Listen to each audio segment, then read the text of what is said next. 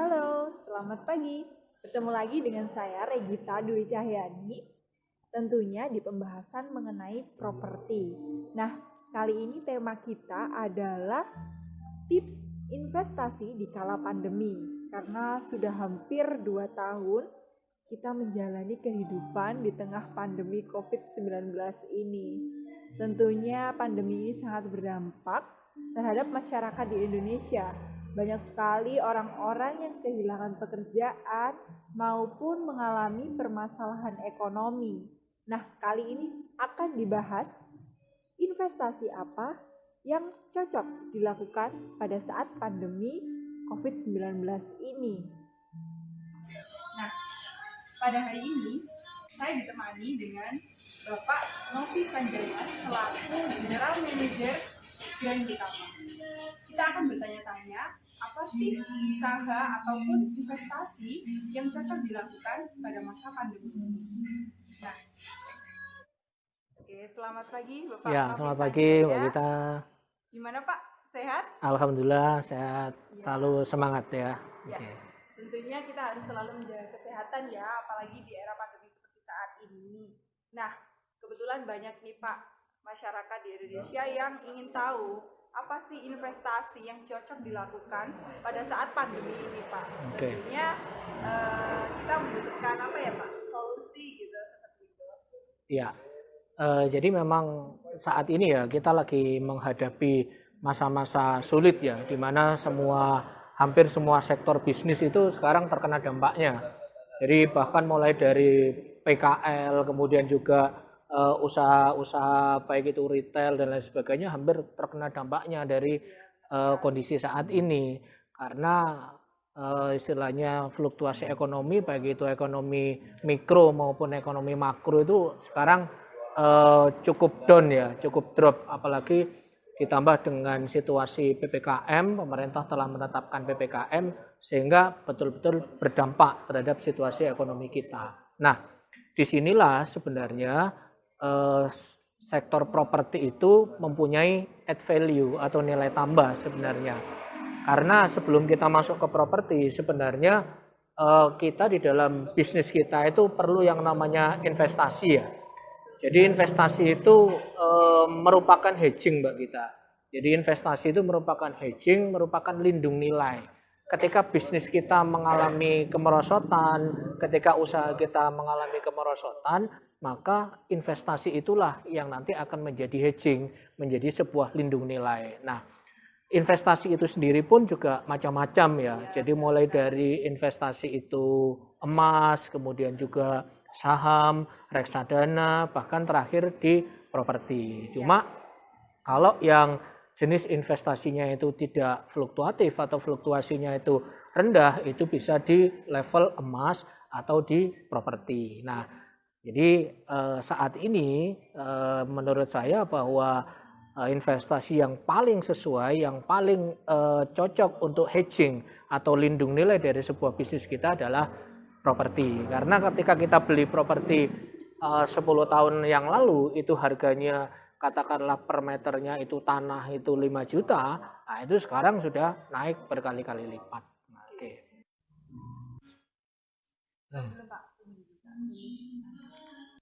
Apa sih Pak? Mengapa harus properti gitu yang dijadikan pilihan di era pandemi ini? Ya, jadi gini ya Mbak Gita. Sektor properti itu merupakan sektor yang paling liquid. Artinya paling liquid itu paling aman. Kalau misalnya sektor yang lain, bisnis yang lain itu biasanya kita sangat terpengaruh terhadap kondisi ekonomi global. Nah, kalau properti itu properti itu harganya pasti naik, selalu naik, karena tidak ada properti itu yang ceritanya turun, ya, mengalami penurunan. memang secara short term, secara jangka pendek itu kelihatan saat ini ekonomi sangat terpengaruh sehingga harga-harga properti turun. Nah, justru harga-harga turun inilah saat yang tepat bagi investor properti itu untuk beli. Nah, karena secara long term, secara jangka panjang itu grafiknya properti itu tetap tinggi. Sehingga, nah seperti halnya konsep dagang, kita beli itu di saat yang murah. Nah, saat inilah adalah harga-harga properti itu pada turun, itu kemudian investor properti itu take atau beli, kemudian nanti pasti 5 tahun 10 tahun lagi akan kembali naik. Jadi alasan pertama mengapa pilih properti itu, satu, properti itu liquid atau properti itu tidak pernah turun. Yang kedua, properti itu kan tidak bisa dibawa kemana-mana. Jadi rentan atau resiko kehilangan itu kan sangat rendah sekali ya. Beda ketika kita berinvestasi di contohlah katakanlah logam mulia, contohlah katakanlah emas. Itu kan kita resiko untuk menyimpannya itu kan juga cukup mengkhawatirkan. Bisa jadi hilang, kemudian dicuri dan lain sebagainya. Nah, kalau properti kan tidak akan hilang ya. Selamanya kita beli tanah di situ ya tetap keberadaan tanah di situ. Itu alasan yang kedua kenapa kita memilih properti sebagai instrumen investasi yang cocok. Ya, kemudian yang ketiga itu alasan properti itu kenaikannya tinggi adalah harga tanah, bahan baku properti itu kan dari dulu sampai sekarang kan tetap.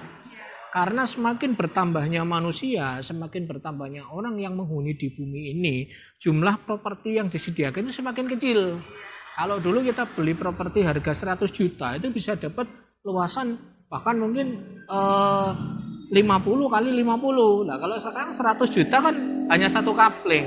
Kenapa? Karena semakin padat masyarakat, semakin padat penduduk bumi ini, buminya tetap, tanahnya tetap. Sehingga tanah itu semakin tahun semakin kecil, semakin sedikit dan semakin mahal. Oleh karena itulah instrumen properti itu sangat cocok sebagai add value atau sebagai hedging, sebagai lindung nilai sebuah bisnis kita. Itu bagi kita. Nah, mengenai properti lagi nih, ya. Tentunya kan tidak semua orang ya Pak, bagaimana ya, maksudnya mengenal properti. Bagaimana sih Pak tips untuk berinvestasi properti? Tentunya kan banyak Pak. Apa sih tips-tipsnya yang harus kita perhatikan supaya kita tidak terjerumus, kan banyak itu investasi properti bodong dan lain sebagainya. Ya, bagus sekali pertanyaannya, bahwa saat ini kan sangat banyak sekali iming-iming ya untuk investasi-investasi seperti itu. Nah, ada beberapa hal, beberapa tip yang harus kita lakukan untuk berinvestasi di properti. Yang pertama itu adalah lokasi. Nah, karena lokasi itu di investasi properti itu sangat menentukan. Hukumnya 6L itu ya lokasi ya. Artinya lokasi itu harus strategis, betul. Nah, ada dua lokasi yang perlu kita pertimbangkan ketika kita berinvestasi properti. Ada properti itu yang berada di kawasan sunrise properti, ada yang berada di kawasan sunset properti. Properti yang berada di kawasan sunrise properti itu adalah properti yang nilainya 5 tahun, 10 tahun, 20 tahun lagi bakalan naik. Nah, itu cirinya biasanya properti itu dekat dengan laut atau dekat dengan pantai. Nah, contohnya lokasi Pasirian ini, Grand Utama ini ya. Ini 5 tahun, 10 tahun ke depan, ini pasti kenaikan investasinya cukup tinggi. Karena apa? Di masyarakat kota Lumajang itu sudah semakin padat.